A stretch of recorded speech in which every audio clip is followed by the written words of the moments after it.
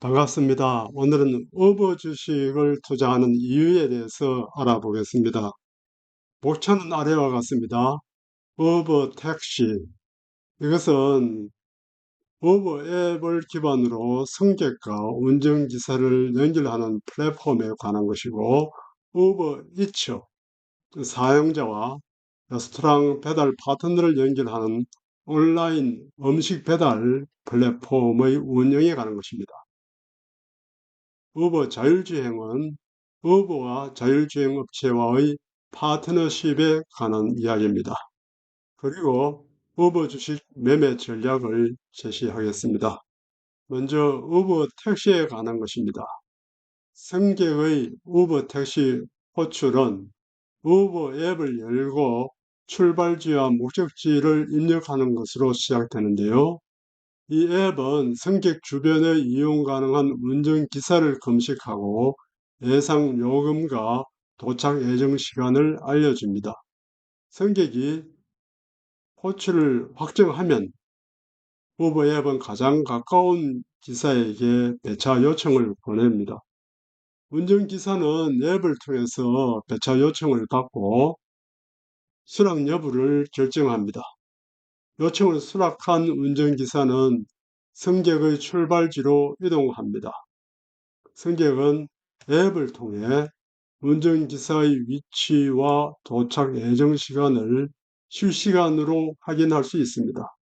목적지에 도착하면은 앱에 등록된 결제 수단으로 자동으로 요금이 결제됩니다. 그리고 승객과 운전기사는 서로 평가를 할 수 있습니다.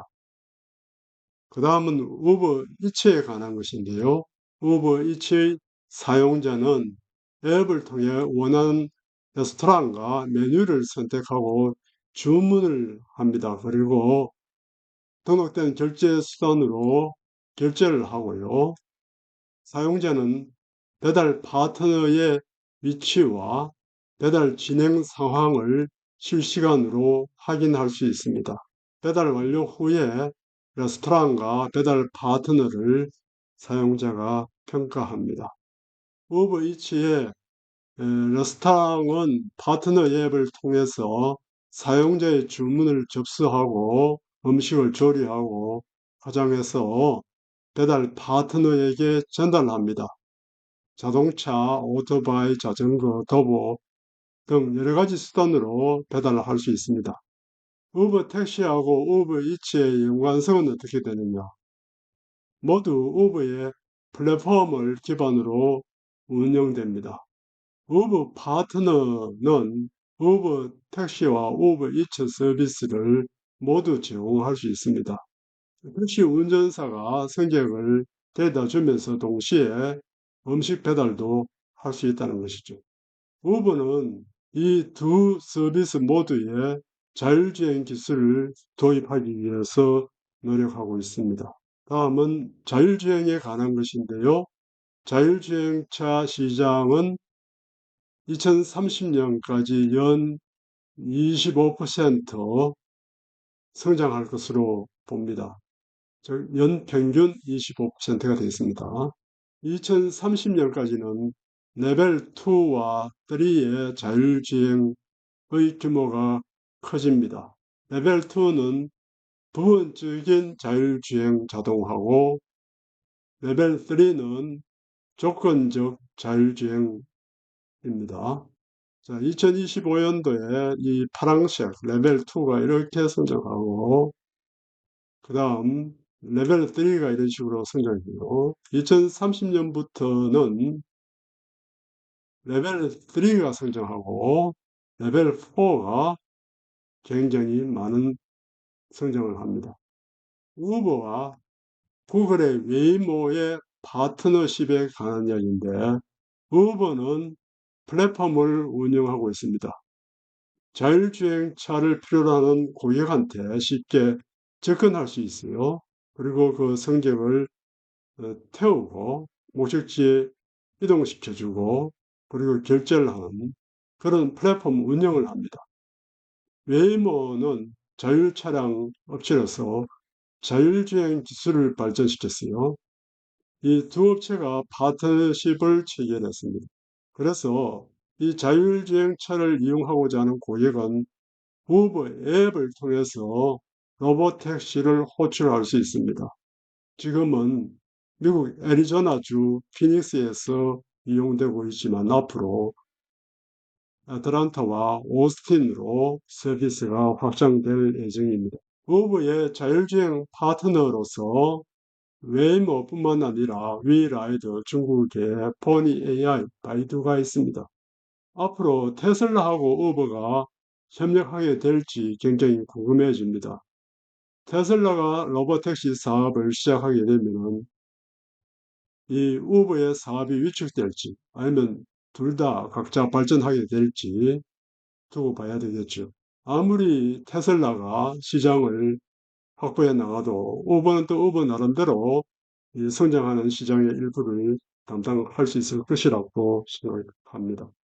다음은 자율주행 화물 운송에 관한 이야기입니다. 우버 프레이트도 있습니다. 이것은 화물 운송을 원하는 화주와 화물차 운전자를 연결해주는 플랫폼인데요. 이 우버 프레이트는 모바일 앱과 웹 플랫폼을 통해 서비스를 제공합니다. 화물 운송 관련 정보를 실시간으로 확인할 수가 있습니다. 우버 프레이트는 자율주행 트럭 운송 서비스와 결합해서 보다 효율적으로 물류 시스템을 구축하고 있습니다. 우버는 자체적으로 자율주행차를 개발하는 대신에 자율주행 기술을 가진 업체하고 파트너십을 형성해서 사업을 확장하고 있는 것입니다. 예컨대 오로라는 자율주행 트럭 기술 업체예요. 우버는 오로라의 기술을 활용하여 자율주행 화물 운송 서비스를 제공하고 있습니다. 우버는 인간 운전의 승차 비용이 마일당 약 $2라고 추정하고 있는데 자율주행차는 마일당 $1 미만으로 서비스를 제공할 수 있게 된다고 봅니다. 그러니까 앞으로 자율주행차의 비즈니스가 성장할 수밖에 없는 것입니다. 우버 주식 매매 전략에 관한 이야기입니다. 우버의 회계연도 FY는 1월 1일부터 12월 31일까지입니다. 따라서 제4분기는 10월에서 12월이 됩니다. 이것은 지난 제4분기의 실적에 관한 이야기인데요. 단위는 100만이고요. MAPC는 Monthly Active Platform Consumers, 월간 활성화된 소비자 수입니다. 1억 5천에서 1억 7,100만으로 14% 증가했습니다. 출입 건수 역시 증가했고요. 크로스 부킹은 그 플랫폼을 통해서 이루어진 모든 거래의 총 가치입니다. 이 예약 금액에서 우버에게만 속하는 것이 우버의 레비뉴, 수익이 되겠습니다. 따라서 이 레비뉴, 수익에는 운전자, 배달원에게 속하는 이 요금은 제외가 되는 것입니다. Income from operations, 영업 활동으로부터 얻는 우버의 이익입니다. 영업이익입니다. 전년 동기 대비 18% 증가했습니다. 순이익 역시 14억에서 68억으로 증가했고요. 조정된 EBITDA 역시 12억에서 18억으로 44% 증가했고요. 잉여현금 흐름 역시 7억 6,800만 달러에서 17억 600만 달러로 증가했습니다. 이렇게 잉여현금 흐름이 많이 있어야 단기 부채를 쉽게 갚을 수 있고 부도가 나지 않는 것입니다. 이것은 연간 실적을 의미합니다. 2023년 전체 실적과 2024년 전체 실적을 비교해서 그 증가율을 여기 표시 나왔습니다. 매우 우수한 실적이라고 볼 수 있습니다. 이 그림에서 에비타란 이자, 인트러스트, 법인세, 텍스, 감가상각비, 디프리시에이션, 어몰타이제이션 이것을 차감하기 전 이 회사의 영업이익입니다. EBITDA는 일종의 영업이익인데요. 기업이 영업활동으로 벌어들인 현금 창출 능력을 의미합니다. 이것이 매분기 이런 식으로 최근에 증가해 왔습니다. 연도별 순이익을 보면은 넷인컴이 순이익인데요. 2019년, 20년, 21년, 22년 갈로 속에 있는 이 숫자들은 순손실을 말합니다.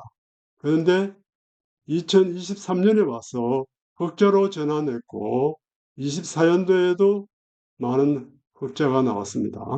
이러한 흑자와 현금 창출 능력 때문에 밸런스 시트, 대차 대조표 혹은 재무상태표라고 합니다. 이것을 보면은 적자 누적액, accumulated deficit이 이렇게 많이 감소한 것이죠. 좋은 현상입니다.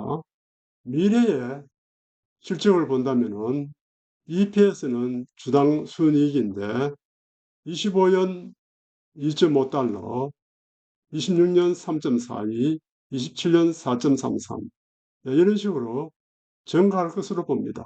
매출 역시 지속적으로 증가할 것이라고 봅니다. 부업의 주당 순이익 연간 성장률을 보면은 26년도에 36%, 27년도에 23%, 28년도에 20% 이런 성장률을 보일 것으로 보고 있습니다. 여기 있는 이 마이너스는 일시적인 것입니다. 가치평가를 보면요. 먼저 PE를 보게 되는데 PE는 Price Earning Ratio, 프라이스는 Last Closing Price, 지난 금요일 밤에 예를 들어서 주가 뭐 이런 식이 되겠죠. 이것을 earnings, 순이익으로 나눴습니다. 이것은 포워드, 선행 지표니까 다음 회계연도의 EPS 추정치에 대한 컨센서스가 분모로 잡히는 것입니다. 그런데 non-GAAP이에요. 이 non-GAAP이란 말은 Generally Accepted Accounting Principle, 미국의 회계 원칙입니다. 이런 갭을 따르지 않는 이런 뜻입니다. 이렇게 non-GAAP으로 산출된 earnings이란 말이죠. 그것을 분모로 삼았을 경우에 비non-GAAP이 되고요. 이것의 숫자가요. 24.02죠. 섹터 민보다는 조금 높습니다. 하지만 이 PE를 G, 즉 EPS 성장률이죠. 이것으로 나누었습니다. PE를 성장률로 나누었어요. 역시 포워드고요. 그리고 non-GAAP 기준으로 0.7이 나왔습니다. 1보다 작으므로 만족할 만한 수치입니다. 따라서 부부의 주가가 고평가되었다고 보기는 어렵습니다. 여기에 있는 non-GAAP에는 자, 이것의 의미는요. 비이상적인 이득과 손실에 대해서 조정이 되었다. 즉 이런 것들이 제외되었다고 보면 되는 것입니다. non-GAAP이 GAAP 수치보다도 더 필요할 때가 있죠. 더 좋을 때가 있습니다. 비일상적인 것을 제외함으로써 일상적으로 얼마나 실적이 증가하는 추세에 있는지 이것을 평가하기가 쉽다는 것입니다. 시킹알파에서 제공하는 시킹알파 분석가들의 의견은 바이 의견이고요. 월스트리트 의견은 바이 의견, 퀀트에 의한 의견도 역시 적극 매수 의견입니다. 이 세 개가 다 매수 의견이 나온 것은 굉장히 강력하다고 볼 수 있습니다. 시킹알파의 평가 요인들은 밸류에이션, 가치, 그로스 성장성, 프로피터빌리티, 수익성, 모멘텀, 그리고 이익수정입니다. 이익수정, 얼마나 이익수정이 최근에 높게 나오느냐, 높게 수정되고 있느냐. 여기가 좋은 것이겠죠. 모두 나쁘지 않은 점수들이 나와 있습니다. 팁 랭크에 의한 부브의 12개월 목표 주가는 평균적으로 91달러 45센트가 나왔습니다. 부브의 주가 차트를 보면은 저점이 올라가고 있고 고점은 낮아지고 있습니다. 이러한 수렴 형태에서 위로 돌파하거나 아래로 돌파할 때 주가 방향성이 나타나는데, 아래로 돌파하면은 보유 비중을 줄이고 위로 돌파하면은 보유 비중을 늘리는 방식으로 대응하면 되겠습니다.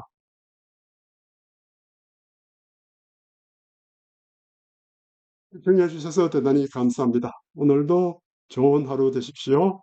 미주성 미국 주식으로 성공하기였습니다.